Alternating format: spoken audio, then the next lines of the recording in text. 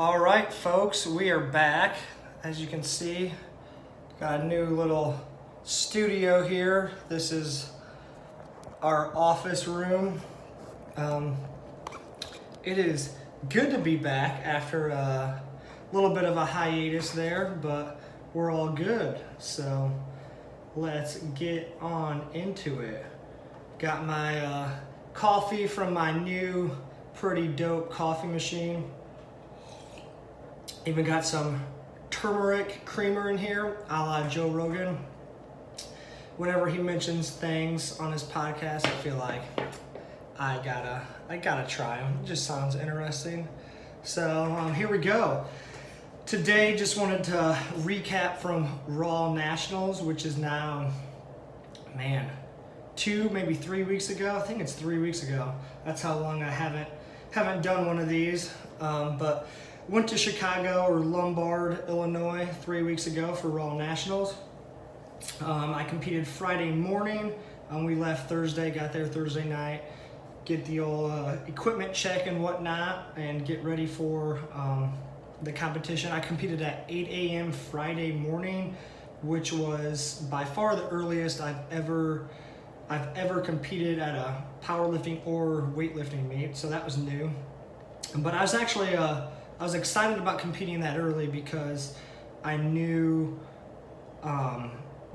even though I might be a little bit mentally tired, I knew my body was there wasn't anything physically happening before that. I could get out of bed, go to the venue, stretch out, move around a little bit, and that was the only physical thing my body was going to have to go through before the meet. Whereas if I can at regionals, I competed at noon, I think, and even that's still kind of early in the day, but there's still your body's going through physical things before that, and that meet I did not feel good at all. So I was happy to be able to, the first physical thing I was going to do that day was going to be compete. So I was actually happy about competing at 8 in the morning. But anyways, I weighed in 89 kilos, which is 4 kilos under my weight class. Going into the meet, I weighed the most I've ever weighed, which was at one point I weighed 201.7. I've never weighed over 200 before, but the week of the meet, I kind of get a little anxious, get a little nervous, and my stomach just can't handle as much food as farther weeks out from the meet, because that the nervousness kind of sets in, and the excitement kind of sets in, and my body or my stomach just can't handle as much food that I previously could have. So, and then 2 days going into the meet, didn't eat that much, and then the day before we were traveling to Chicago, didn't eat as much as I could, and the meal I had before, the night before, was healthy food, so it wasn't as caloric. I ate some mango habanero chicken and rice. It was really good. Going into this meet, the competition prep was really good. I don't think I actually posted it on Instagram, but I hit 510 on squat 2 weeks before the meet. It was right at parallel, maybe even a little bit high. So I think that's why I didn't post it. So I was happy with how the weight felt on my back for squats, but I was a little nervous because usually I don't cut depth high at all. Hit 325 on bench 2 weeks before, and hit 583 on deadlift 2 weeks before the meet as well. Deadlift was just crushing it this meet prep. But the 583 on deadlift 2 weeks before was a little sketchy. I'm not sure if it would have got 3 white lights in a competition. I tried 588 before that, and it got to my knees, and I was just one of those ones where you're just completely shaking and just can't move the bar. So I bumped it down only 5 pounds. I was happy I was still able to finish the lift, but I'm not sure it would have got 3 white lights in a meet. So going into the meet, my lifts felt really strong. I felt confident. I hydrated myself way more than usual before this meet, because the last meet I just didn't feel good at all. So the week of, I was drinking more water. I even got Pedialyte a cup, or the week of, and drank that early in the week, just because I wanted to make sure I was hydrated, and I really just wanted to feel physically good going into this meet or on meet day. And I did. On like even the day before, I was drinking a lot of water. Night before, I felt good. Like my body didn't feel like, usually there's like some stiffness in areas. My body felt really loose. So I was like not even any minor aches and pains anywhere. So I was like, okay, let's go. And then, so meet day, I like warming up for squats, the bar felt super good. And even warming up with the bar, I was like, this is going to be a good squat day. So crushed it on squats, hit 512 on my last attempt. The bar kind of felt heavy on my back the entire day, but my legs felt so strong. So I hit 512 on my last attempt, 3 white lights, really good on depth. I probably had maybe 5 more pounds in the tank, so I was super happy with that.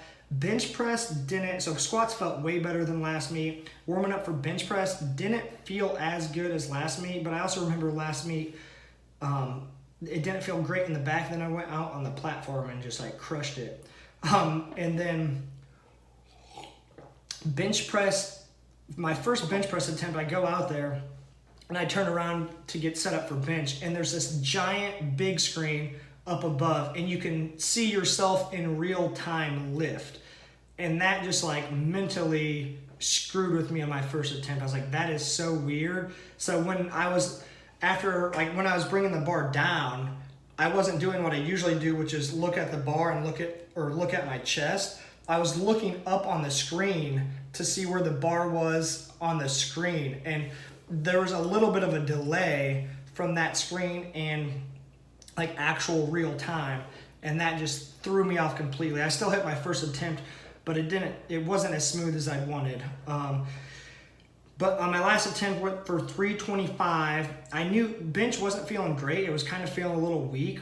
So I knew like I had to get the biggest arch I could and get my legs like pushing into the floor as hard as I could as well. So on this last attempt, I knew it was going to be a grinder and I was going to have to really earn it and work for it. I moved my feet back a lot more than the first 2 attempts just to get a bigger arch and stay a little bit tighter. And it helped. It was a little bit of a struggle, but I finished the lift, got 325. My back was like really flared up after that because I was just arching and staying as tight as I could on that last attempt. So going into deadlifts, I took more Advil going into deadlifts just to like, cause my back was a lot more achy after that last bench. Deadlifts felt really good warming up. And it's kind of deadlifts at the end of the day, at the end of a powerlift meet. I mean, it's the last lift. So it never, I think, feels really light. Like you always have to know there's going to be a hint of like, this feels a little bit heavier than usual just because it's the last attempt or the last lift on a competition day. So I went out there, opener moved good. I think we opened up at somewhere around 525, and then went 5 or maybe 530. Went 561 for my second attempt, which is like 5 or 6 pounds short of my all-time competition PR. Hit that. That was kind of a struggle off the floor. Went for 570. What was it? 570. I want to say it was 578 on my very last attempt. I knew I could get it. I knew it was going to be heavy, and I was just going to have to keep pulling and be patient. It was the best out of all the lifts. It moved best off the floor, like straight up, didn't pop out away at all. I got to my knee and I felt the weight drift forward on my feet just a little bit, and especially with that kind of weight, when you're setting a competition PR, if that does that at all, like there's just no way to counteract that. So got up to right above my knees, felt the weight shift forward, and it was donezo from there. Watching the video, like it felt super heavy, and I was like, man, like I could have hit that, but it was still hard. Watching the video, I was like, holy shit, how did I miss that? It pissed me off just watching the video because it was a lot closer than I thought. If I just could keep it a little bit closer past my knee and not kind of let my knees push back away from the bar, I think we would have been golden. But overall, competition all-time squat PR, competition all-time bench press PR, no deadlift PR, but just with the squat PR and the bench press PR and what I hit on my second attempt deadlift, That was an all-time total PR. So I was super, super, super happy with the meet. Felt way better about it than regionals. Regionals, I just did not feel that good about it at all. So I was pretty stoked after the meet. It was a really cool atmosphere. USAPL did a fantastic job with the setup. The venue was perfect. 5 platforms, all looked really cool. Big screen above all of them. Just a phenomenal atmosphere. I think there was just a hair over 1,300 lifters, which is crazy, which means they're probably going to bump the qualifying totals up again next year. So time to get after it, work harder, and the goal for next year is to hit the qualifying total in my weight class and not have to get first, second, or third at regionals to qualify. The rest of the weekend, we just kind of hung out in Chicago with my cousin's husband. He showed us around. Chicago is a phenomenal area. Every time I go, I forget how big it is. And you go, or at least I go, and I'm like, oh, I want to do all these things. And it's so big and there's so much to do that you just simply cannot do everything that you want to do. But it was a phenomenal time. Went back, watched some lifting Sunday. And yeah, phenomenal meet. I was happy with it. And I was really happy that I got to experience it. It was a really cool atmosphere. So next I want to talk about training after a meet. Some people, so I think when you finish a meet, and especially like a big meet like this is, the biggest USA powerlifting meet of the year, national meet of the year.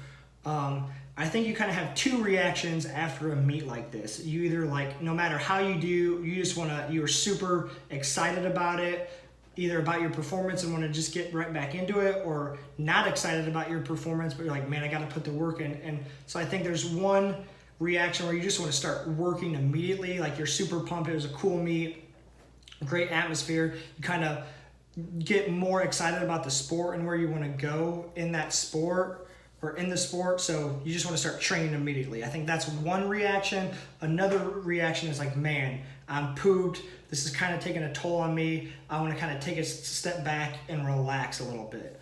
But with either of those reactions, obviously you have to decide if you want to continue in the sport and decide what amount of effort and energy and time you're willing to put into that sport. And that's going to be completely up to the individual. Like we all have our different goals and we're all at different stages in our powerlifting career.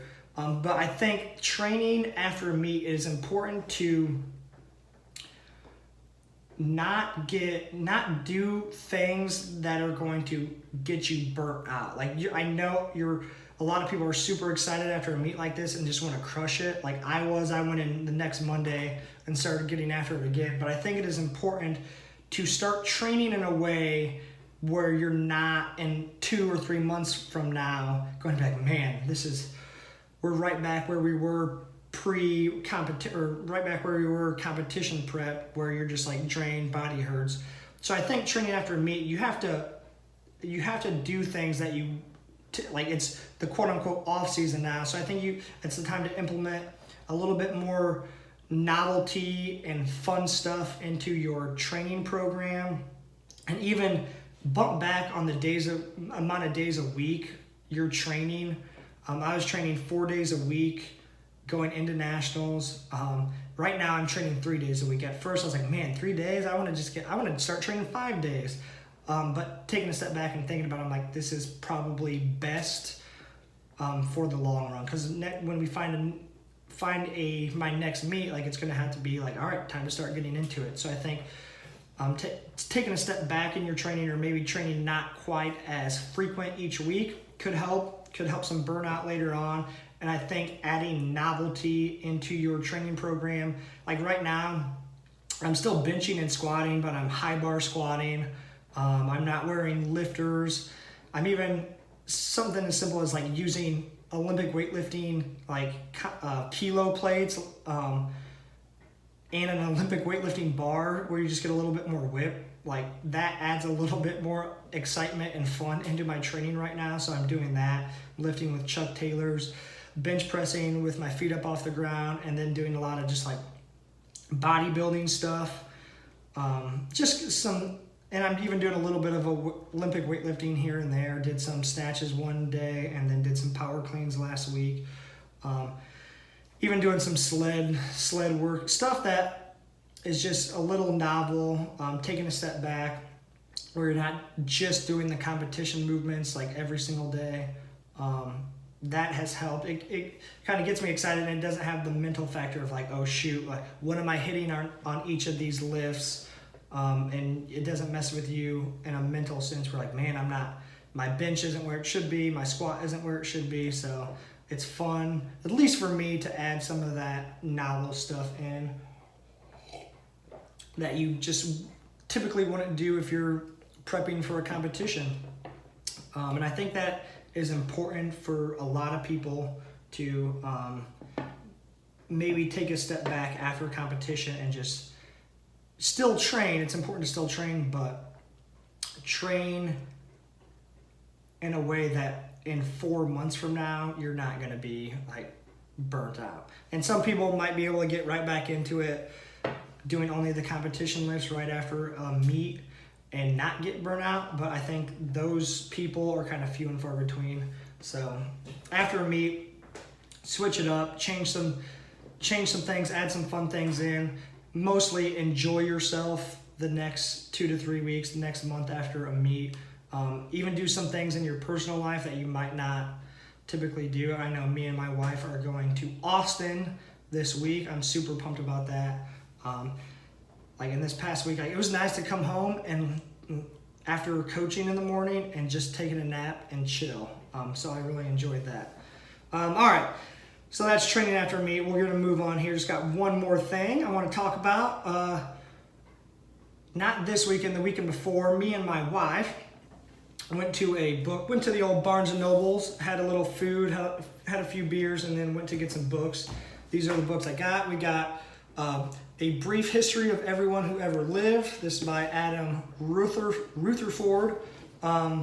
Basically talks about the history of humans and even pre-human and how genes and our genome carry on through out the generations. And it's so crazy that you can find remains of humans and Neanderthals from thousands of years ago, and now like technology has increased in a way where you can find out so much about how people lived back then. And some of this book sheds light on the fact that some of what our history of what we know actually turns out that what we thought we knew about our history is not quite so. Like one thing he mentions, when we think evolution, we think of that like mural where there's like an ape, and the ape is on all fours, and then it gradually morphs into a human standing upright.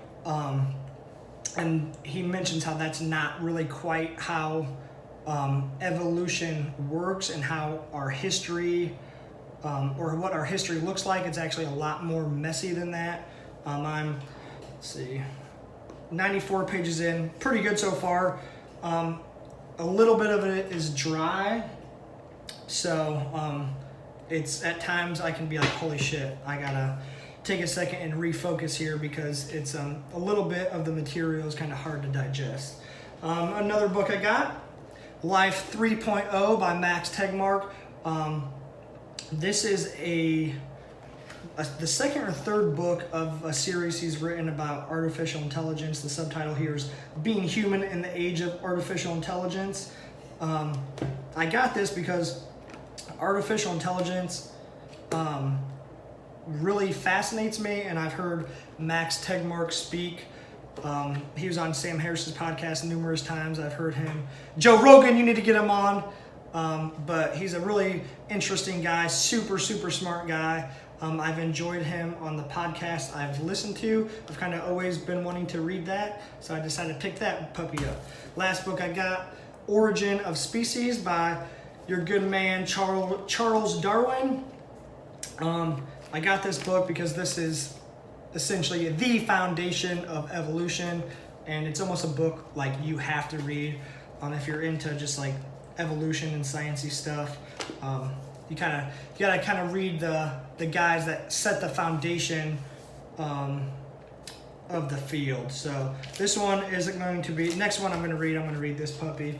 This one I'm going to read next. I kind of got this to just pick away at here and there, but pretty stoked about all three of those, which leads me to what I kind of wanted to talk about here.